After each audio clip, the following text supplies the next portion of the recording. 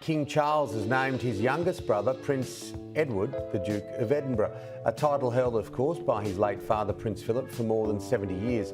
It had been the late Prince's wish for Prince Edward to be granted the dukedom after his death. A legal letter landed at Buckingham Palace, and the mood inside reportedly changed fast. The king read every page, and suddenly the palace became unusually quiet. A reigning King of England had just received a legal letter from his younger brother's lawyers, and it was not something that could simply be brushed aside. I am reminded of the deeply touching cards and messages which so many of you... The Duke of Edinburgh title is one of the oldest and most respected in the British royal family. It has been created 4 different times and has belonged to princes, a decorated naval officer who married a queen, and now one of the most private members of the Windsor family. But here's the part many people never noticed. A royal title is not just a ceremonial honor or a badge of status. It is a legal document with real legal meaning. What is written into it carries weight, and what it establishes exists under the law. The 1947 letters patent that created Prince Philip's dukedom, preserved in the National Archives for decades, included specific legal provisions tied directly to that title. Those provisions did not disappear after Prince Philip passed away. Instead, they entered a legal condition known as abeyance, meaning they still existed but had no current holder. The way everybody has had to endure this unbelievably and challenging time. Then, during Queen Elizabeth II's Platinum Jubilee in June 2022, she formally granted the Dukedom of Edinburgh to Prince Edward, and those legal provisions became attached to his title once again. In the months that followed, King Charles approved major decisions involving private royal estates, including Sandringham and Balmoral, properties widely valued in the tens of millions of pounds. He stepped into the role with the confidence of a new reign, making major decisions one after another. But there was one detail that may not have received enough attention. The palace appeared to assume it already understood exactly what Prince Edward's title legally included. The key question is whether every detail had been fully reviewed. It's been a bit of a shock, however much one tries to prepare oneself for something like that. Hidden inside those historic documents is a specific legal phrase that some commentators believe could change how people think about certain royal property arrangements. Before we get into that surprising detail, make sure to subscribe so you do not miss what comes next. The most interesting part is how attention eventually turned to what those long-standing documents actually said and why they suddenly became a topic of discussion. To understand why this matters, you first need to know something about Prince Edward that many people have overlooked. Edward Richard Louis Windsor was born on March 10, 1964. In 1987, he began training with the Royal Marines, but left after 4 months. The newspapers quickly ran with familiar headlines, describing it as a setback and questioning whether military life suited him. After that, public attention shifted elsewhere. There were much bigger royal stories dominating the news at the time. Charles and Diana's marriage attracted constant headlines, while Prince Andrew was also receiving significant media attention. As those stories filled the front pages, Edward stayed largely out of the spotlight. He later started a small television production company, but it faced challenges and never became a major success, something many observers noted without much surprise. It's still a dreadful shock, and we're still trying to come to terms with that. And it's very, very sad. In 1999, he married Sophie Rhys-Jones in a warm and elegant ceremony that was simple by royal standards rather than a huge spectacle. As the 4th and youngest child of Queen Elizabeth II and Prince Philip, Edward grew up after the family already had an heir, a spare, and a daughter who was widely admired across the country. Over the years, Edward built a reputation for quietly carrying out royal duties, attending engagements, giving speeches, and representing the institution steadily, without creating the kind of drama that often surrounded other members of the royal family. For nearly 30 years, Prince Edward quietly carried out his role without attracting much attention. He was often the royal many cameras barely paused on during balcony appearances or major public events. But there can be an advantage to staying out of the spotlight. When everyone else is chasing headlines, the person standing in the background gets a front-row view of every mistake, every controversy, and every consequence that comes with constant public attention. Edward watched it all unfold and rarely changed his approach. That should not automatically be seen as weakness. It can also reflect patience, consistency, and a deliberate choice to avoid unnecessary attention. While others found themselves at the center of public debates, Edward continued performing his duties in a steady and low-profile way, building a reputation for reliability rather than headlines. Then came June 5, 2022, during Queen Elizabeth II's Platinum Jubilee. In front of her family and millions watching around the world, she formally conferred the Dukedom of Edinburgh on her youngest son. The palace announcement used the word conferred, not granted or bestowed. That choice of wording has legal significance and described the formal transfer of an existing title from one holder to another. Many people saw the moment as deeply emotional. It appeared to be a touching tribute from a mother honoring her youngest son by passing on the title that had belonged to Prince Philip for more than 70 years. Since Philip received the title shortly before marrying the future queen, giving it to Edward seemed to complete a meaningful family tradition. But Queen Elizabeth II was also known for paying close attention to constitutional and legal matters throughout her reign. Because of that, some royal commentators have argued that important royal decisions often carried both symbolic meaning and formal legal significance, making the wording of official announcements something many observers examine very closely. Queen Elizabeth II was widely regarded as someone who understood royal legal documents in remarkable detail. She knew the difference between a ceremonial title and a legal instrument, and she understood exactly what a letters patent could establish and what it could not. The 1947 documents prepared for Prince Philip before his marriage contained specific legal provisions that had remained preserved in the National Archives for decades. When the time came, she looked at her youngest son, made her decision, and signed the necessary documents. To many people, it appeared to be a heartfelt family moment. But others have suggested it may also have reflected careful legal planning, not just symbolism. Prince Philip passed away on April 9, 2021, at Windsor Castle at the age of 99. That morning, Buckingham Palace released its official statement in the calm, formal style expected from a centuries-old institution. From a legal perspective, the Dukedom of Edinburgh then entered a status known as abeyance, meaning the title continued to exist even though it temporarily had no holder. It remained in that state until it was formally conferred again. According to the argument presented by some legal interpretations, an important assumption may have been made during that period. The view was that any special provisions connected to the title were personal to Prince Philip and ended with his death. However, that interpretation has been questioned by others, who argue the legal position could be more complicated than it first appeared. Under principles of English property law, certain legal rights, obligations, or encumbrances may attach to a title or legal instrument rather than to the individual holding it.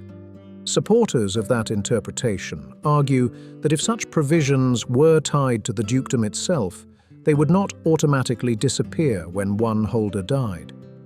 Instead, they could remain connected to the title as it passed through abeyance and later to its next holder.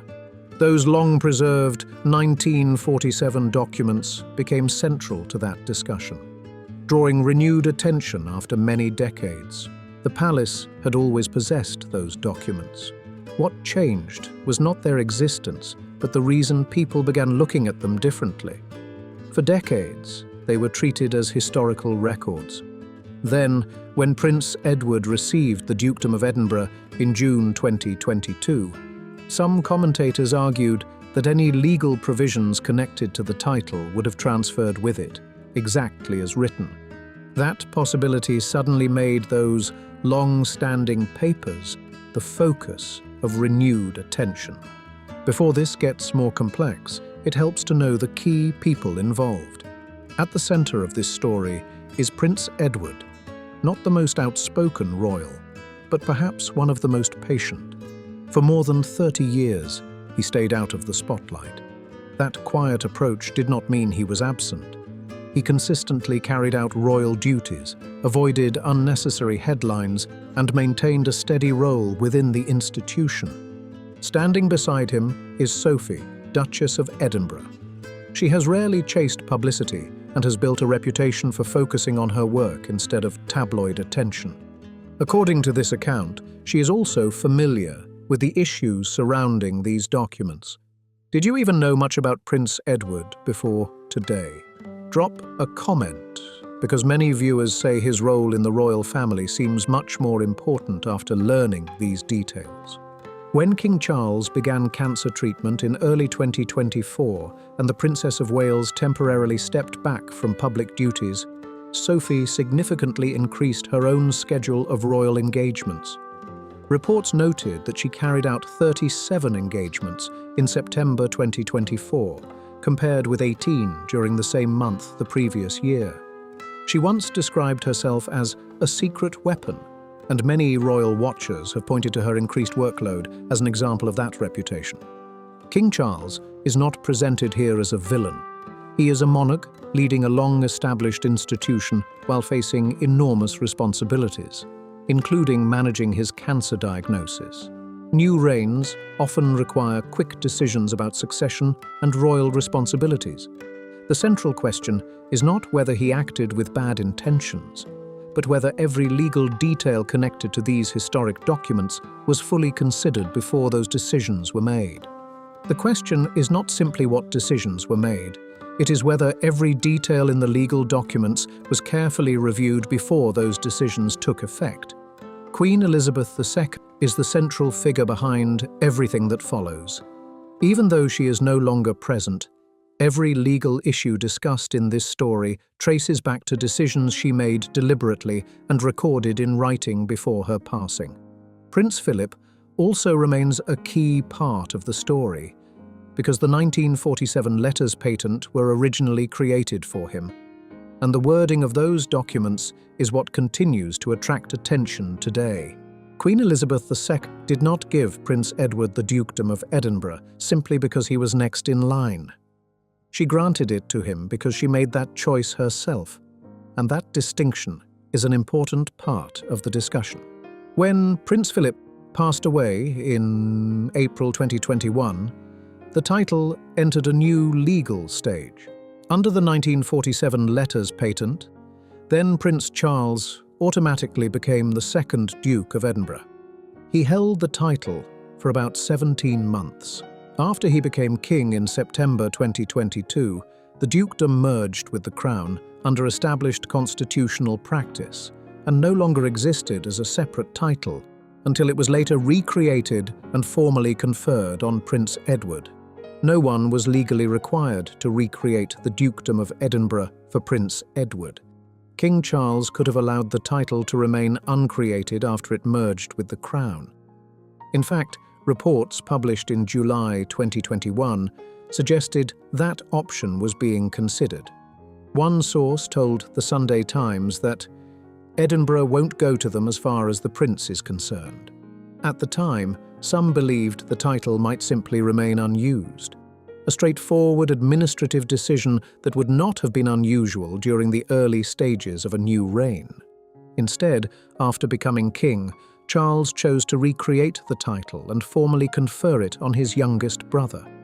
Before that, during Queen Elizabeth II's Platinum Jubilee, she had already made her wishes highly visible by placing Edward and Sophie in a prominent position and publicly signalling her support for that outcome.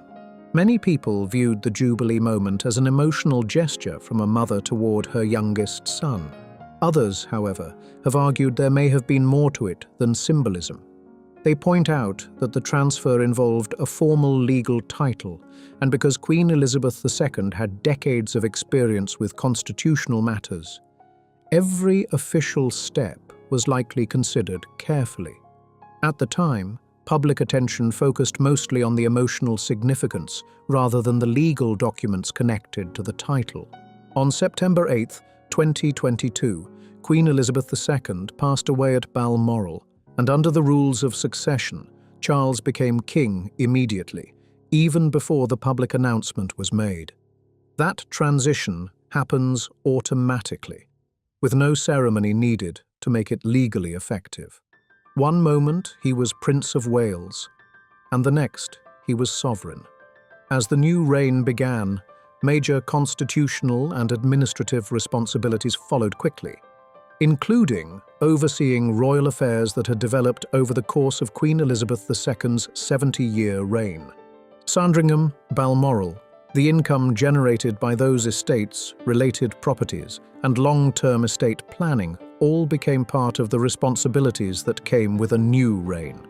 King Charles moved quickly, and that is better understood as the normal pace of a constitutional transition rather than a criticism. Every new monarch inherits an institution that must keep operating, so major decisions often need to be made without delay. The process typically involves reviewing assets, reorganizing responsibilities, and making important administrative choices because the monarchy continues to function regardless of personal circumstances. According to this account, however, one question has continued to attract attention. During those busy early weeks, did anyone carefully revisit the 1947 letters patent? Those documents had remained in the National Archives for around 75 years and were widely viewed as historical records rather than documents likely to raise fresh legal questions. Some commentators argue that assumption may have become far more important than anyone expected. Whether that interpretation is correct remains a matter of debate, but it has certainly fueled discussion about how closely those historic papers were examined during the transition. What do you think happened? Do you believe the legal provisions were already understood and considered, or do you think they simply received little attention because they were seen as old archival documents? Share your thoughts in the comments, because your answer can completely change how you view the events described in this story. By late 2023, many royal watchers believed the public relationship between the two brothers appeared to be changing, and that shift became another topic of growing interest. The change, if there was one, was subtle rather than dramatic. There was no public dispute, no official statements about a family rift, and no obvious confrontation at major royal events. Prince Edward and Sophie continued carrying out their duties just as they always had. They attended engagements, represented the crown, and maintained their steady public schedule without attracting unnecessary headlines. Even so, some royal watchers believed they noticed small differences over time. People who closely follow the royal family's public calendars and official appearances pointed to fewer shared engagements between the two brothers, and suggested that their interactions seemed a little more formal than before. Those observations are based on public appearances and remain matters of interpretation rather than confirmed fact, but they became part of the wider discussion. Buckingham Palace did not issue statements about Prince Edward's financial position or publicly comment on speculation regarding the relationship between the brothers. As a result, much of the conversation remained just that: public speculation, rather than officially confirmed information. Royal commentator Emma Mackenzie wrote in the Belfast Telegraph that the Duke and Duchess of Edinburgh had become two of the monarchy's most dependable working royals, describing them as steady, hard-working, and increasingly important to the institution. Their public image remained positive, even as outside observers continued debating what might be happening behind the scenes. One fact is easy to verify. The 1947 letters patent are not hidden or difficult to access. They are part of the public record and were published in the London Gazette on November 20, 1947, in issue 38,128. anyone interested can read the original document and examine its wording firsthand, rather than relying only on commentary or speculation. The real debate begins when people stop looking at headlines and start reading the official records. That is where opinions often change. Supporters of different interpretations point to the same documents, but reach very different conclusions about what they mean and how they should be applied. In stories involving the royal family, the wording of a single legal document can become just as important as any public announcement. Legal experts also caution that reading historic constitutional documents is rarely straightforward. A title, a letters patent, and the ownership or management of royal property are separate legal issues, and their relationship depends on the exact wording of the documents and the relevant law. That is why discussions about these records continue long after the ceremonies are over. For Prince Edward, the attention was never something he appeared to seek. He continued carrying out engagements, representing the crown, and keeping the same low-profile approach that had defined much of his public life. While others debated legal interpretations and palace decisions, he largely stayed focused on his official responsibilities instead of responding to the speculation. The unanswered questions have kept this story alive.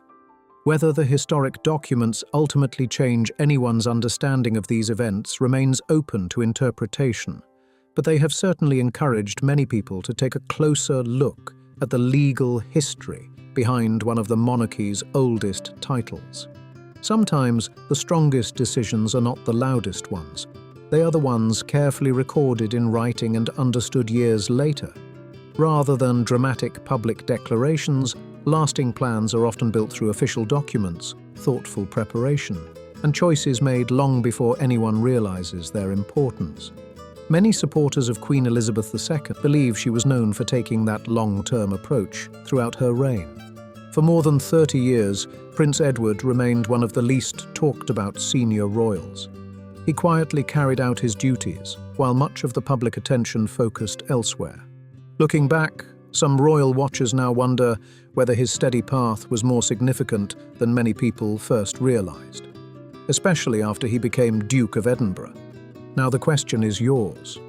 Do you think Queen Elizabeth II fully understood the long-term legal significance of the 1947 documents when Prince Edward received the title, or do you believe she simply wanted to honor her youngest son and allowed the documents to speak for themselves?